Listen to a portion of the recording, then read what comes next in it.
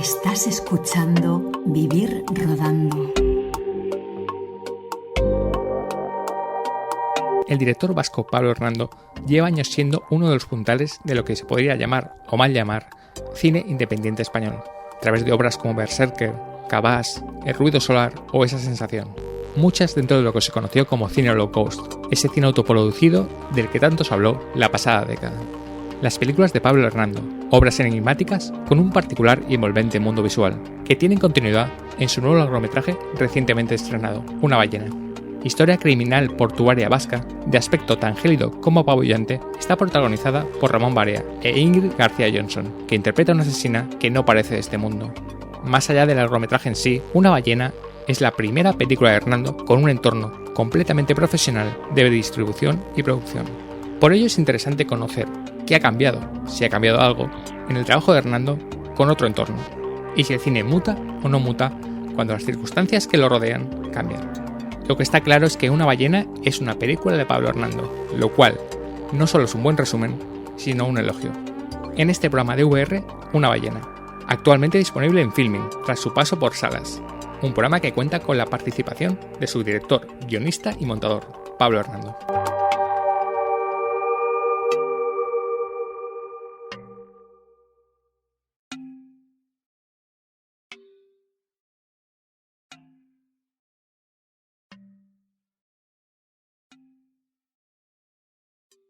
Pues tenemos el placer de tener a Pablo Hernando, el director de Una ballena. Hola, Pablo. Hola, ¿qué tal?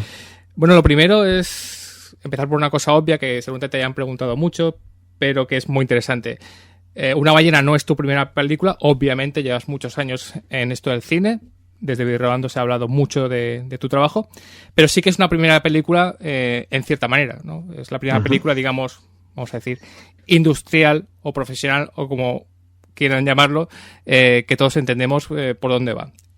Vamos con respecto a tus otras películas, Esa sensación, Cabás y todo tu trabajo anterior, ¿cuál es la principal diferencia que has tenido respecto a Una ballena? Obviamente me vas a decir el dinero y cosas así, pero ¿cuál es la diferencia que has tenido respecto a otros trabajos?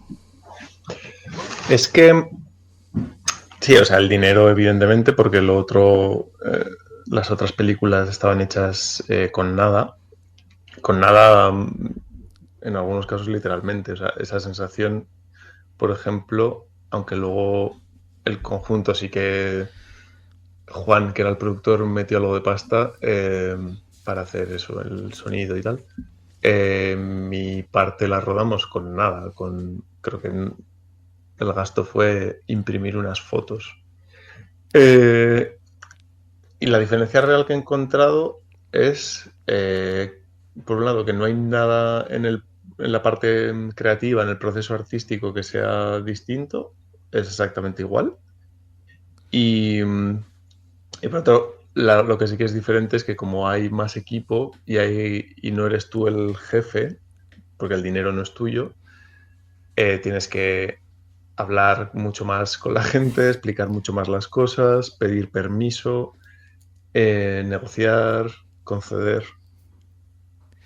No en mano, en esta película tú sigues siendo el montador principal. Has delegado, digamos, en varios aspectos técnicos a otras personas, por cierto, muchas de ellas mujeres, por cierto, con un gran resultado, luego hablaremos de esto, del aspecto técnico y visual de Una ballena, pero tú te has quedado en el montaje. No sé si fue algo que quisiste desde el principio, ser el montador principal.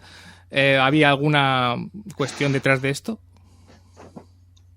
A mí, o sea, en principio no iba a ser yo el montador, pero hubo retrasos en el rodaje y en el calendario de la película, y la montadora que habíamos pensado ya no podía. Entonces, cuando hubo que volver tal, le dije a la productora que a mí, o sea, que yo soy montador,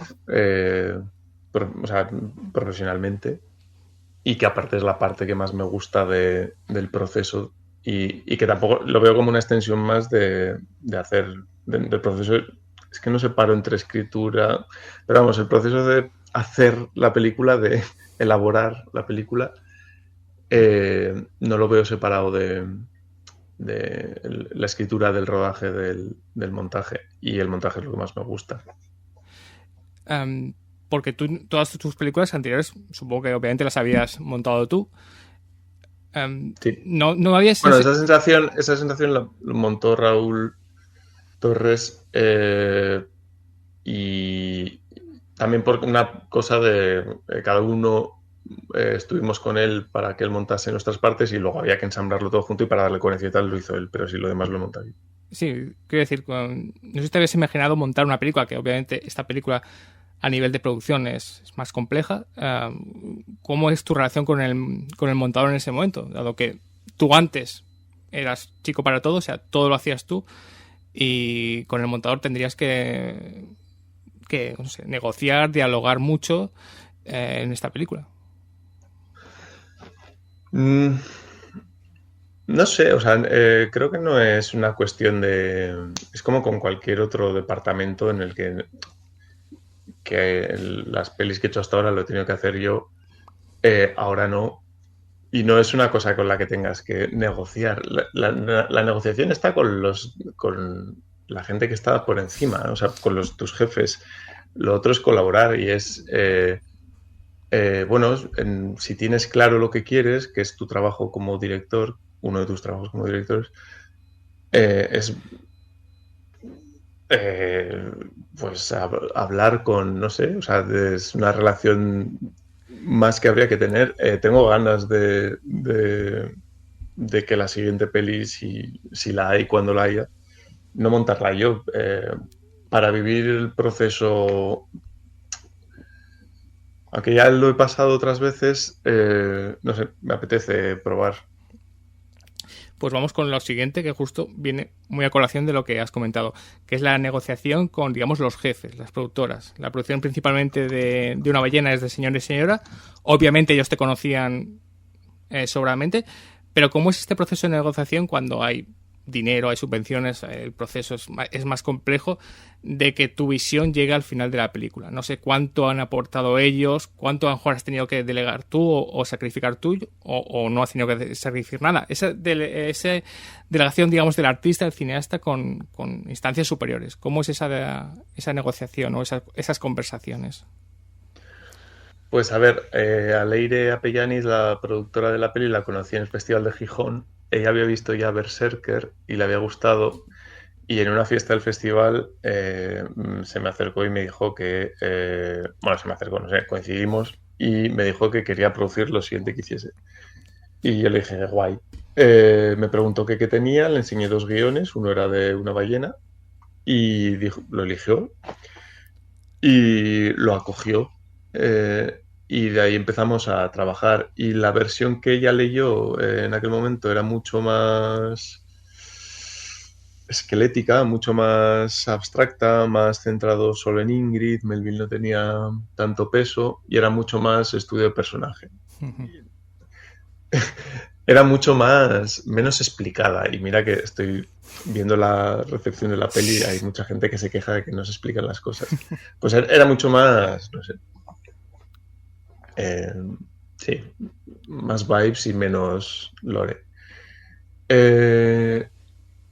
Y bueno, las reescrituras que surgen a partir de los comentarios de Leire, una de las cosas que se hizo fue ampliar o explicar más o esbozar más el mundo que rodea a Ingrid, a través de Melville sobre todo.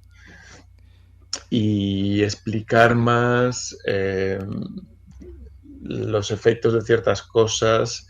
Sí, sobre todo contar más el escenario en el que está Ingrid, el escenario humano en el que está Ingrid a través de Melville. Luego el rodaje fue dentro de que fue muy estresante, muy decepcionante como todos los rodajes, porque tus ideas o tu imaginación se estrella contra la realidad, contra las limitaciones de la realidad, de presupuesto, de tiempo, de medios. Fue bastante... O sea, no hubo problemas gordísimos, más allá de que había cosas que estaba claro que no teníamos tiempo para que quedasen mejor, o para hacer mejor. Y luego el montaje sí que hubo más discusiones primero con duración, luego con tono, y luego con, bueno, Sí, esas dos cosas realmente. Eh, Y ahí es donde he tenido que hacer yo más concesiones, cuando también he aprendido mucho y tengo muchas ganas de enfrentarme al siguiente proyecto sabiendo de antemano que eso puede pasar. Y creo que fue culpa mía, todas las discusiones que ha habido al final, porque yo tenía que haber sido más claro explicando. Di por supuesto que se entendía exactamente lo radicalmente eh, extremo que iba a ser con esto es lo que vamos a hacer, ¿no? O sea, entendemos, o sea, es esto y no es otra cosa. Lo que pasa es que también he aprendido que mucha gente no tiene, leyendo el guión, no tiene la misma imaginación que... Los productores normalmente no tienen la misma imaginación que tienen el resto del equipo leyendo los guiones. Entonces les cuesta, hasta que no lo ven, no saben juzgar bien eh, los fallos que ellos perciben o que pueden percibir. Tienen que verlo para saber decir esto sí, esto no. Y digo que es culpa mía porque tiene que haber sido más claro y más explícito con lo a saco que iba a ir con algunas cosas. Eh, pero bueno, no sé, me preguntabas que cuál es la diferencia entre hacer algo con pasta y sin pasta al principio. Eh, Creo que es la peli con la que más he aprendido. Has hablado de duración y tono. Vamos a quedarnos con el tono. Lo que sí que queda claro es que quien haya visto tus anteriores trabajos sí que hay una continuidad. Quizá de forma media empleada respecto al tono. Quiero decir, en Una ballena sí que ves cosas de Berserker, ves cosas de Cabas, aunque hace ya muchísimos años, es una película que no tiene nada que ver en cuanto a presupuesto, pero el tono sigue siendo igual. Quiero decir que quien haya visto Una ballena y haya visto todo tu trabajo, sí que hay una peli de Pablo Hernando, que eso es algo que también están reconociendo mucha gente. Con lo cual, ese tono, si produces una película de Pablo Hernando, te han dado una peli de Pablo Hernando, ¿no? En eso no podemos estar decepcionados ninguno. Sí, es una peli lánguida.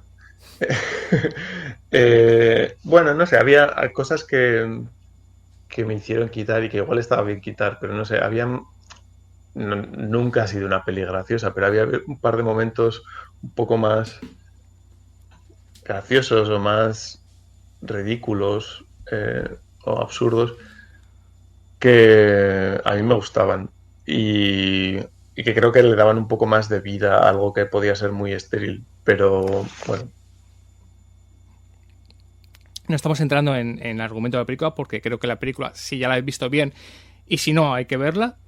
Básicamente el argumento es de, ya sabéis, de una asesina que interpreta Ingrid García Johnson, una especie de cuestión mitológica con Yojimbo y por un puñado de dólares, más o menos, pero la trama no es tan importante en la película, porque lo importante es, digamos, ese nivel visual, porque tú has dicho, la imaginación se estrella con la realidad, pero a nivel visual, y si tú estás leyendo la recepción de la gente, el apartado visual, técnico, dirección de fotografía, dirección de producción, todo eso, es realmente apabullante, ¿no, mano? Yo creo que es una de las películas españolas más apabullantes en este sentido, incluso con otras que están teniendo mucho éxito. En ese sentido, realmente es una producción realmente bastante espectacular. No sé si estás más que satisfecho con este aspecto ya básicamente visual, de crear imágenes, de ese tono lánguido que ayuda. Es de los aspectos en los que más satisfecho estoy. De todas formas, veo margen de mejora. Pero bueno, es que eso en todo, yo qué sé.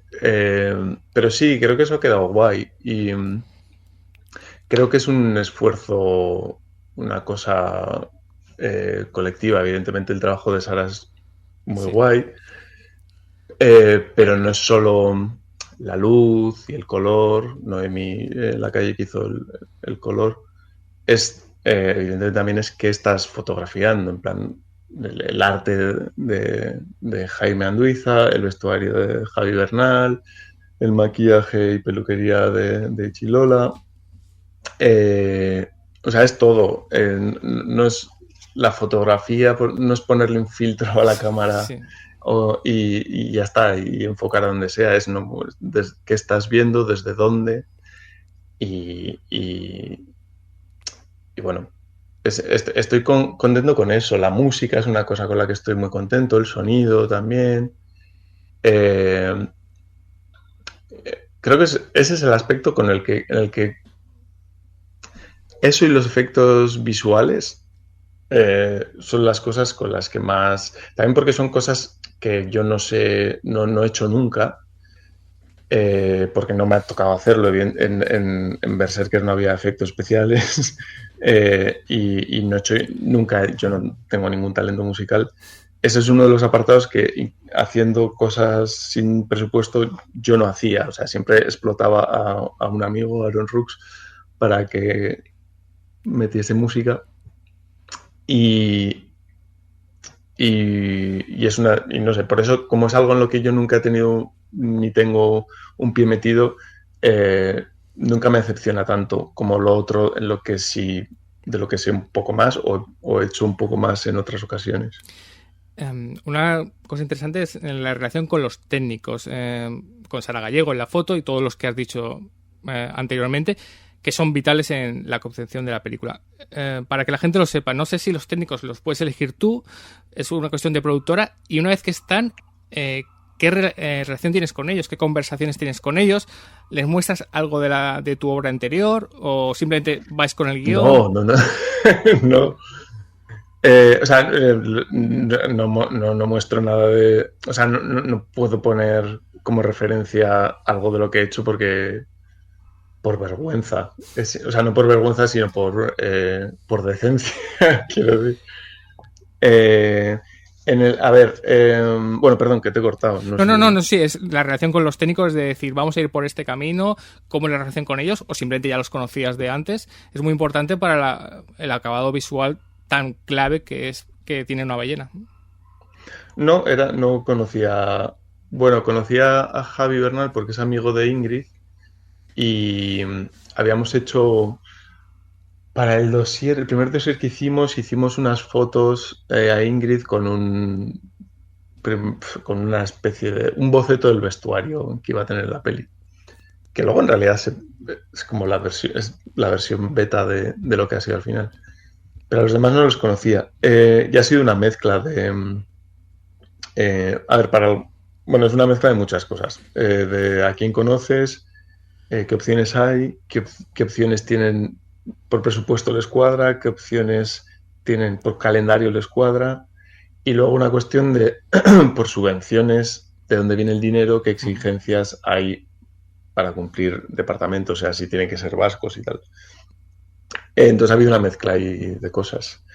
Luego trabajando con ellos, no me gusta trabajar con referencias de...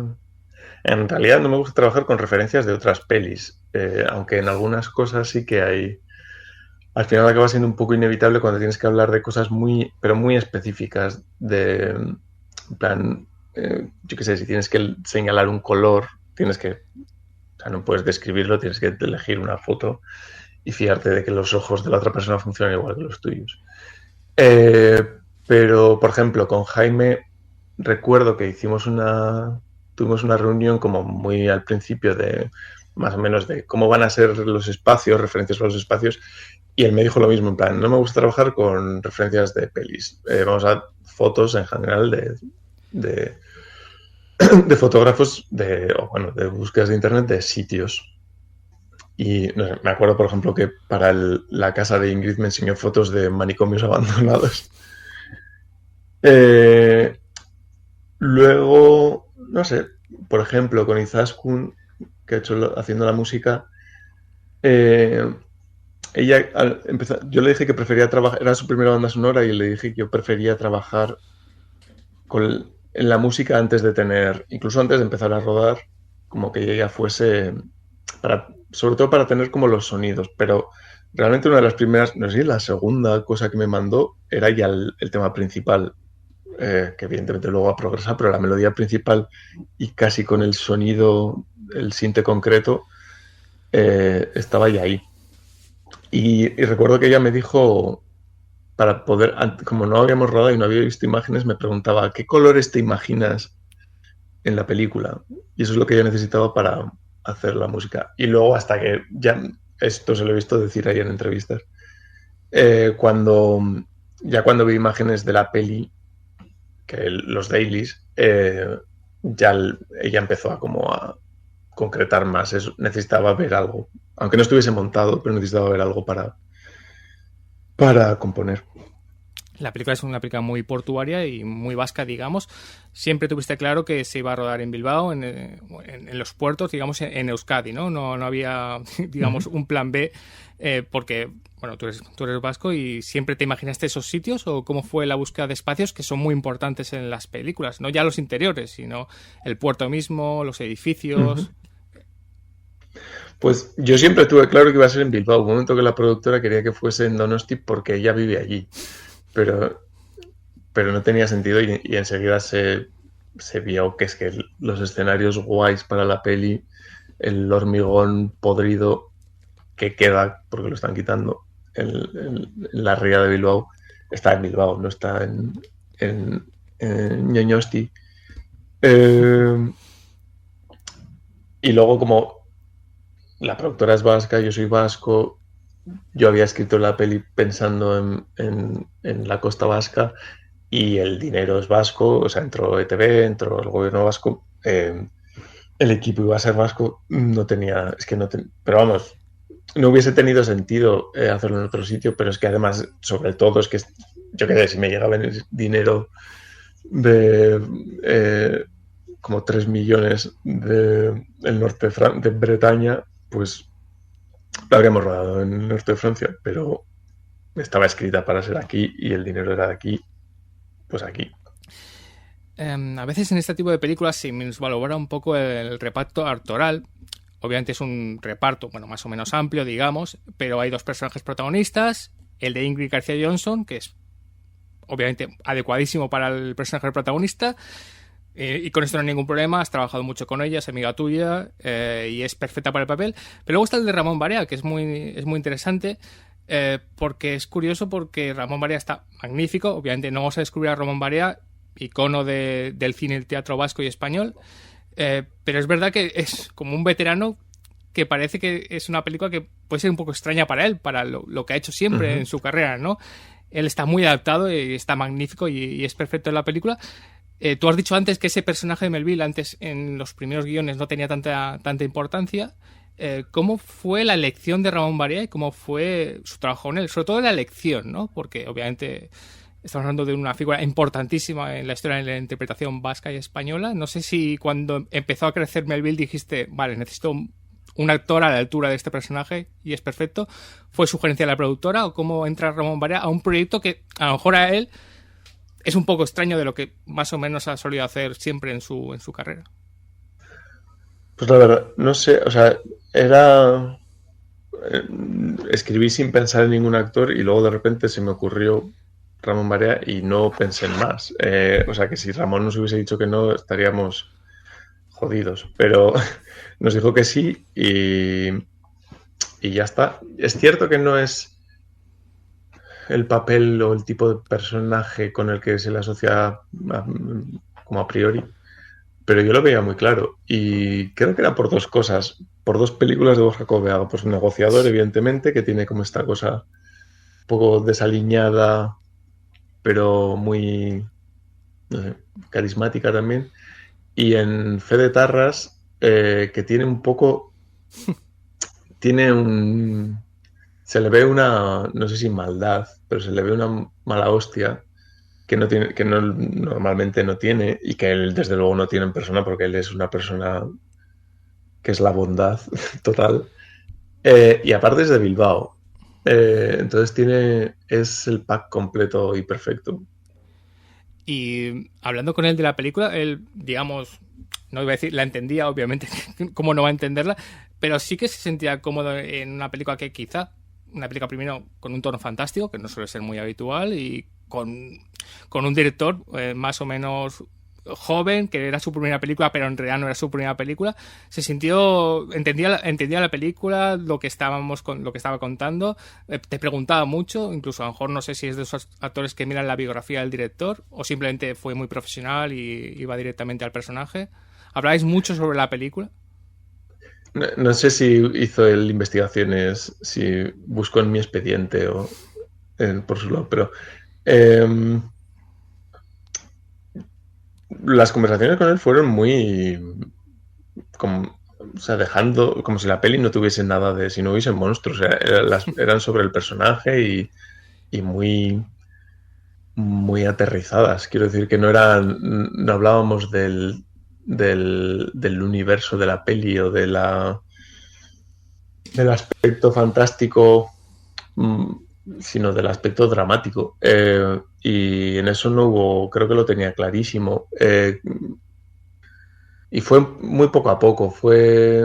Leyó el guión, no sé cuántas veces lo leyó, dijo que sí, luego hablamos, quedamos un día, nos conocimos, hablamos muy poco de la peli, hablamos un poco de Melville, pero más en términos de cómo va vestido o sí, cómo se comporta con la gente. O sea, si al principio pensaba o me preguntaba si tenía que hacer algo, tenía que actuar como si estuviese en una peli de gángsters y yo creo que le dije que no, que lo hiciese normal, como muy y que lo otro ya estaría ahí. Entonces creo que se le tranquilizó o le calmó las posibles dudas que pudiese tener respecto a, bueno, el género, a la fantasía, a lo que no afecta tanto a su personaje, pero que es raro. Y ya está. Y luego día a día era muy normal todo. Creo que también hay una cosa que Ramón hace que el personaje de Melville funcione y es un personaje que tiende mucho al soliloquio y a los diálogos no solemnes, pero sentenciosos. Y Ramón sabe dotar de cierta épica a lo que dice. Y creo que eso era necesario para que no fuese ridículo en lo que estaba en guión. Y ya de la otra, Ingrid García Johnson, que ya hemos dicho que es ideal y perfecta para la película, y obviamente trabajando contigo, que la conoces mucho. ¿Escribiste el personaje directamente para ella? No sé si incluso podías haber tenido una opción B, porque últimamente García Johnson está muy, muy solicitada, pero era un personaje perfecto para ella, ¿no? No sé si había otra solución de otra actriz que pudiera haberlo hecho, ¿no? No había opción B en contra de lo que si le preguntas a ella te dirá. Pero la primera versión de guión no estaba escrita, no era una mujer el protagonista, pero esta versión es de 2014 o sea, de antes de hacer Berserker. Y después de hacer Berserker reescribí el guión eh, cambiando el sexo del protagonista y pensando en Ingrid. Y de hecho es cuando pasa a llamarse Ingrid. O sea, que estaba ya desde 2015 está escrito pensando en ella. Y pues ahí tampoco ha habido opción B. Realmente la suerte que he tenido es que Ingrid no ha cambiado, o sea, ha estado dentro, porque hemos estado hablando de la peli desde entonces, de 10 años casi. Y pues eso, ni se ha hecho, ni Hollywood la ha raptado, ni nos hemos peleado y me ha mandado a la mierda, porque tampoco sé qué habría hecho si no. Y ya estamos llegando casi a la recta final, pero tú has hablado en la negociación, has dicho duración y tono. Vamos a hablar un poco de la duración, que no es lo más importante de una película, pero tiene una duración muy interesante, que creo son 108 minutos. O sea, quiere decir, no está en las 2 horas ni en la hora y media, está en esa duración que suelen ser hora y 48, hora y 40. No sé si tuviste que sacrificar escenas porque se te fue la película a las 2 horas. Me refiero a lo que has dicho de negociar la duración de la película. Si la película era algo más larga o más corta, para dejarlo en esos 108 minutos. Mi montaje ideal de la peli, bueno, la sensación que tuve, con la que acabé, que no es la sensación que tengo ahora con el tiempo, con un poco de tiempo que ha pasado, yo ahora le quitaría a la peli un par de minutos de un sitio y se los pondría en otro y la duración quedaría igual. Pero bueno, son esos cambios que salieron la recta final del montaje de la peli. No sé, o sea, yo no pienso en la duración. También esto es otra de las cosas que he aprendido, que la duración es muy importante para la productora, la distribuidora y el mundo de las ventas. Pero no es algo que yo haya tenido nunca en mente de, pues dura lo que tenga que durar y ya está. Tampoco me parece una duración, o sea, todo lo que dure, sí, hay dos barreras, creo, psicológicas. Todo lo que dure menos de 2 horas es, el público lo percibe como no demasiado largo, pero todo lo que la duración ya tiene 3 cifras en minutos, es decir, más de 99 minutos, ya da más pereza. Si tú vas a ver una película en cine, en casa, donde sea, y ves que dura 99, te asumes mentalmente que dura hora y media, y si dura 100, ya ves un 100. Es como lo de los precios, 4,95 son 5 euros, pero no lo percibes igual. Sí. No sé, cosas que he aprendido por fijarme porque alguien me ha restregado el morro. Sí. Y 120 minutos se hace largo, pero 113 parece menos largo que 120, pero son 7 solamente. ¿No te pasa, por ejemplo, que a partir de cierto número ya no sabes cuántas horas es, porque hay que dividirlo entre 60 y es como, espera, 180 son 3 horas, pero 220 cuánto es, y como que hay un punto, 320 es mucho más que 270, como que hay un punto en el que ya no pierde, como que ya el dibujito mental, el reloj mental que ves cuando piensas en hora y media o 2 horas, ya no existe a partir de cierto número y es muy difícil saber cuánto más de película tiene una. ¿No te pasa eso a ti? Sí. ¿O soy yo? Sí. Luego luego a partir de 2 horas hay barreras. 135 es largo, pero es menos que 150, que ya dices que es una superproducción. Pero 135 ya más accesible. Y ya 120 dices 2 horas. Sobre todo me fascinan siempre las películas de 115 minutos, que no llegan a los 120. Y yo siempre pienso que no llegan a los 120 para hacer que la gente se engañe y que parezca que sean menos de 2 horas y puedan verlas. Claro, hay otra cosa con esto, y es que la duración incluye los créditos. Sí, claro. Ya, pero no sé por qué, porque aquí, o sea, porque los créditos no son parte de la peli, los créditos del final no son parte de la peli. De hecho, me gustaría hacer una peli la que los créditos estén al principio y la gente pueda llegar tarde a la sala y tal, y al final le ponga The End y fundido a negro y se acabó. Por cierto, creo que es ilegal, pero bueno. Curiosamente, Sirat, que está siendo un éxito tremendo en taquilla, como todo el mundo sabe, creo que dura exactamente 120 con créditos. Y no sé si justo eligieron esa duración para parecer que la gente vaya al cine y que está viendo una película. Si hubiera durado 98, pues dirían, bueno, me espero a verla en Movistar Plus. Sí, ¿tú crees que la duración...? Tengo un amigo que me dijo una vez que si la peli dura muy poco, en plan 80 minutos, no va a verla al cine porque está pagando más por minuto que si dura más. Ah, claro, sí. Me parece un argumento demencial. Pues un argumento demencial que algunos distribuidores o productoras hacen. No te extraña mucho que estas películas que van más a la taquilla ni una baja de 110 o 120, porque yo creo que hay gente que dice, ostras, 90 solo me van a dar hora y media de diversión. Pues para eso me espero en casa. Yo necesito 2 horas de diversión, esa media hora, que en realidad, como tú dices, son títulos de crédito larguísimos, que en realidad se quedan en 110 o por ahí. Es demencial, ¿eh? Con el cine español no pasa tanto, obviamente, pero pasa. Porque nadie gana dinero. Claro. Bueno, menos Oliver Laxe, que actualmente es Michael Bay. Ya estamos llegando... ¿Por qué? Pues Michael Bay, porque bueno, ha hecho una película que está en el número 1 de aquella, por encima de Misión Imposible, por encima de todos, una peli de Oliver Laxe, que es algo alucinante, en el plan positivo. Sí, estuve en un festival en Rumanía, hace 3 días, y había carteles de Sirat por las calles. En plan, pero para el estreno, no en el festival, o sea, al margen del festival, porque la van a estrenar en salas allí. Sí. Bueno, ya que, mira, estamos hablando de taquilla y esto ya está dejando al final, me gustaría saber ya tu sensación como director industrial. Vamos a decir industrial. No me gusta la palabra, pero industrial. La película Una ballena yo creo que es la primera que pasa por un proceso de estreno en salas. Un proceso normal de estreno en salas de España, aunque esa sensación sí se estrenó en algunas salas independientes, pero un proceso nacional en salas.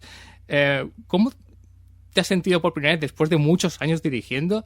Eso, no sé si mirabas las cifras de taquilla, cómo era el sistema de estreno en nacional, que no sé si el director pinta algo o es directamente la distribución el que manda, ya me dices que no, pero ¿cómo es la primera vez que tienes una película tuya que pone dirigida por Pablo Hernando en Murcia o en Zaragoza, creo que estaban, ¿no? En Murcia además estaba en un montón de salas, no sé por qué. Sí. Pero en Alicante no estaba. ¿Cómo es ese proceso de hoy es viernes y voy a tener una película que se vea en cines de toda España, aunque la distribución ha cambiado mucho estos años? No sé si estabas inquieto, nervioso, te daba un poco igual, mirabas las cifras, sabías la película que era, con lo cual podías entender que era una película un poco, digamos, para nicho, entre comillas. ¿Cómo fue esa sensación de ser un director con una película estrenada a nivel nacional, que ha tenido un proceso más normal, digamos? No lo sé, o sea, un poco ajeno a mí. A ver, tampoco es que, evidentemente, no es que me diese igual. Evidentemente yo quería que fuese un súper éxito, no porque me fuese a llover a mí nada de ese dinero, sino porque eso me iba a facilitar hacer la siguiente peli. Pues no sé, o sea, lo he vivido como dándole al F5 todo el rato, desde el viernes del estreno, para ver cómo, no cómo iba la taquilla, sino cómo pues, la opinión de la gente. La taquilla te pasan, después del primer fin de semana te dan como un resumen. Ha sido bastante desastrosa, además es público, o sea que no tiene... Pero no sé, es que recuerdo que le escribí a Nacho Vigalondo y su respuesta fue en mayúsculas: tío, eso da igual. Y es verdad, o sea, solo hace, o sea, como no había ninguna, más allá de que evidentemente todo el mundo quiere recuperar lo invertido y tal, y es bueno para la industria y para las empresas, la productora, la distribuidora y tal, que han invertido dinero, pues recuperarlo. Evidentemente, como no había tampoco una presión de que esta película lo petase, pues tampoco es un fracaso, o yo no lo veo como un fracaso. Y también esta otra cosa, es que hay una obsesión ciega con que las películas recuperen, o sea, tengan beneficios ya a los 3 días o el primer fin de semana. Y sentenciamos ya no solo el éxito financiero de las películas, sino parece que la calidad en base no solo a la acogida crítica y de público de ese primer fin de semana, sino en base también a lo que recaudan, que eso me parece estúpido. Yo no entiendo por qué con el cine sí y no con todo lo demás tenemos esa fijación con la taquilla, los espectadores, el dinero, tal. No sé. A mí me da un poco igual. Evidentemente quiero que la peli guste y quiero que la peli la vea la gente y quiero que todo el mundo que ha hecho que la peli se pueda hacer esté contenta y recupere dinero y tal, pero o sea, sé que la película ya es para siempre hasta que llegue el apocalipsis en 2032 y ya veremos cuál es, no sé, qué piensa de la gente de la peli dentro de un par de años. No sé, yo lo que quiero es hacer otra. Sí, recordemos que en una película la fase de estreno en cines, quien la tenga, que ya hay muchas películas que no lo tienen, es una fase más simplemente. Como te has dicho, la película ha empezado su vida, no empieza una vida nueva hace nada cuando se estrena en filming, que es hasta cierto punto su lugar ideal. En realidad, el lugar ideal para verla es una pantalla grande por el despliegue de producción increíble que tiene la película. Pero digamos que tiene más sentido que es en filming donde, digamos, está recibiendo la atención debida porque gente que no tenía la opción de verla la ha podido ver porque no la estrenaron. Es una película que está en una plataforma destinada para eso y ahí sí que está viendo pues eso, un feedback, notas, gente que le gusta mucho, gente que le gusta menos y está en su, digamos, estado natural. Lo de la taquilla, que no tiene ninguna importancia, sí que has mirado mucho la recepción de la gente, el interés de la gente. Ahora que está en filming, la película se está viendo mucho más. ¿Cómo estás de satisfecho o no con esta recepción de la gente? Gente que ya te conocía de antes, gente que te va a descubrir hoy con esta primera película, con esta Una ballena. ¿Cómo estás viendo la recepción de Una ballena ante el público? Pues es un poco lo que me esperaba. Por un lado hay gente que en Letterboxd le pone sobre 5 una estrella y luego pues otra gente que le pone 4 y más o menos la media es esa, 3,5 como mucho.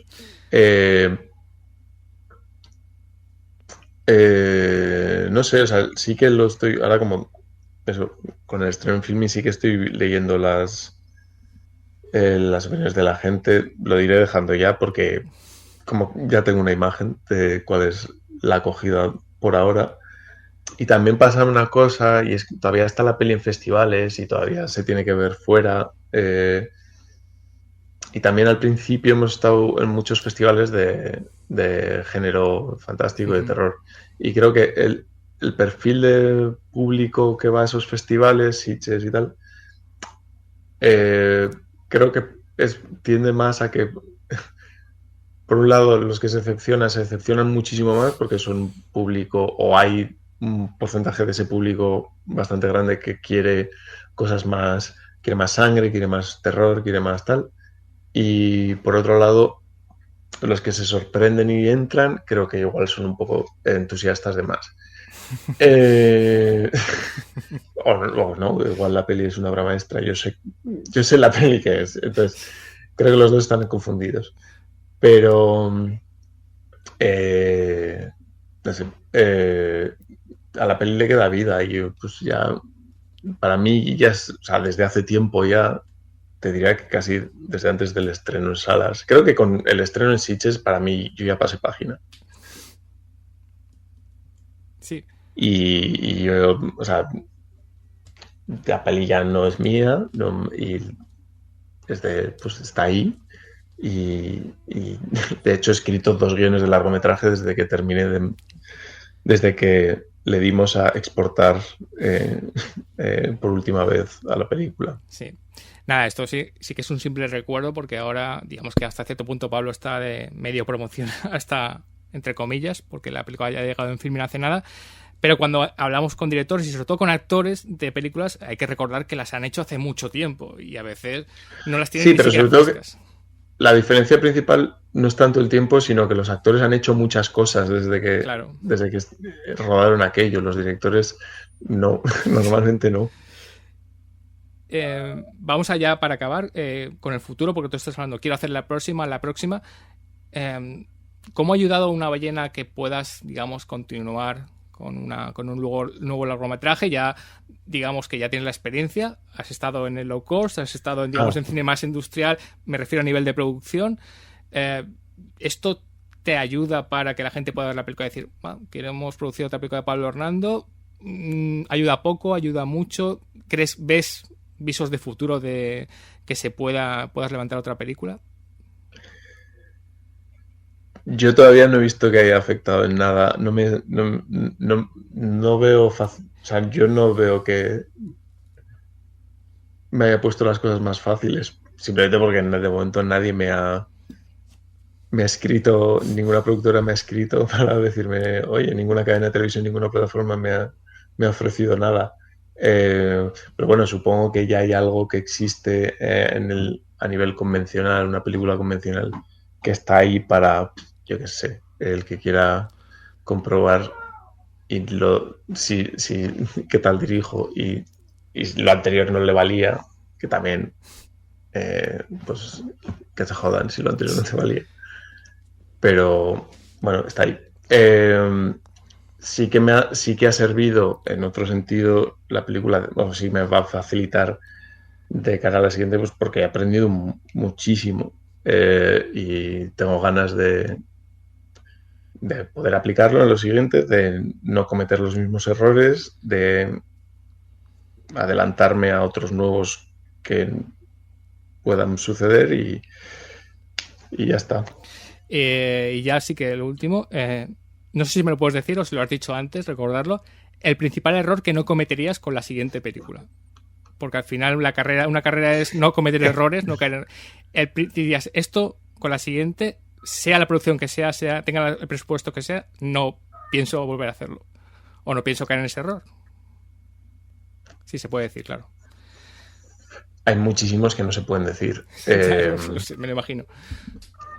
No lo sé. No lo sé. No sé cuál. No se me ocurre ninguno que se pueda decir. Pues en positivo, diría, esto sí que no lo voy a cambiar. Esto sí que seguiría haciéndolo igual. Teniendo... Sí, no dudar de cuando creo que cuando algo que no se hace así normalmente y que yo no sabía que se hacía así normalmente, no dudar de si lo quiero hacer de otra forma. Ha habido momentos en los que me han dicho, pero eso es raro o eso tal, y yo no, pero está bien, vamos a hacerlo. Y luego creo que tenía razón o que era una buena solución a un problema. No entiendo, en la industria del cine hay muchas cosas que se hacen por inercia, por costumbre y que son tonterías, son procesos convenidos y que se hacen pues porque se hacen por tradición, no sé, o por pereza, y pues eso hay que destruirlo. Bueno, pues hemos tenido a Pablo Hernando. Antes, dos cosas. Cuando dentro de muchos meses hagan las nominaciones a los Goya y Una ballena no esté ni en dirección de fotografía ni en producción, que seguramente no esté, no hagáis ni caso, porque estamos seguramente la película española, sin verlas todas, más apabullante hasta en este nivel, ¿no? En el de dirección de artística o dirección de fotografía. Es un espectáculo. Recomendaros Una ballena, que está en Filmin, y recomendar dos cosas: ver Una ballena en un proyector grande, una tele grande, ya que no podemos verla en el cine. Y lo segundo es intentar verla en una sesión doble con El ruido solar, porque creo que casan muy bien las dos obras de Pablo para disfrutarlo. Bueno, Pablo Hernando, muchas gracias por estar en este programa. Enhorabuena por Una ballena y mucha suerte con el futuro. Muchas gracias, Raúl. Y a todos vosotros, hasta el próximo programa.